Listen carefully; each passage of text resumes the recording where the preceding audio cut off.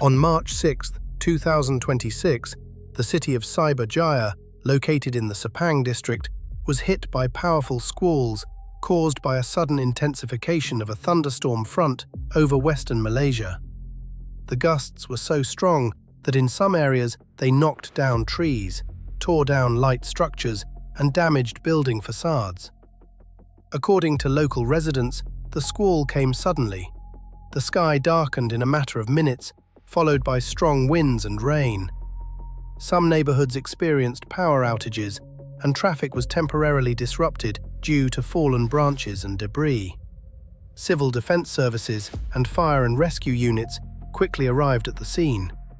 They are clearing roads, inspecting damaged structures, and providing assistance to residents whose homes have been affected by the wind gusts.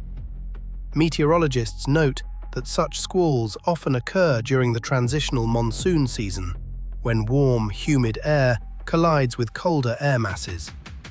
Experts warn that new episodes of strong winds and short-term downpours are possible in the region in the coming days.